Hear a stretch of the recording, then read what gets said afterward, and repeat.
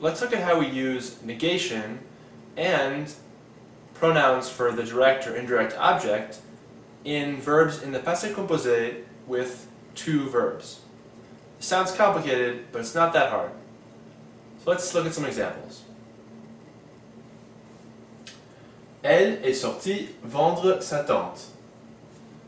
This means she went out to sell, vendre, sa tente, her tent. She went out to sell her tent. Now what if we want to say she went out to sell it? It meaning her tent. Well, since what she's selling is it, we put the pronoun la before vendre, not with the verb that's in the passé composé.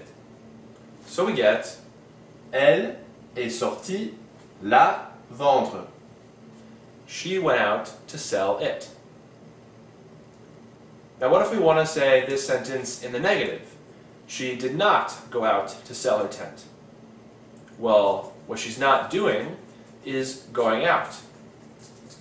It's not that she's not selling, she's not going out. So we say elle n'est pas sortie vendre sa tente. The negation goes on the verb in the passé composé. And to do that, as always, we put a ne before the verb être or avoir, in this case être, and a pas after that verb and before the negative word like pas or rien. So we get elle n'est pas sortie vendre sa tente. She did not go out to sell her tent. And now what if we want to say both a negative sentence and a sentence that has it instead of her tent? Well, we just follow both of the rules we just saw. So we put ne and pas before and after et for être, and we put la before vendre.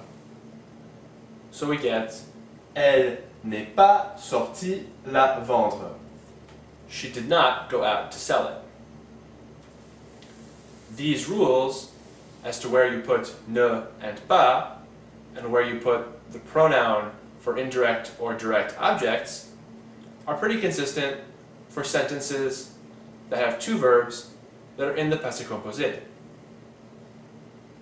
One more point here, you may notice that sortie in every one of these sentences ends with an E.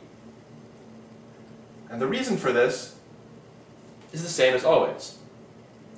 Because the subject is elle, she, which is plural and singular, and the verb is a verb that takes être to become the passé composé, we have to make the past participle feminine by putting an E at the end.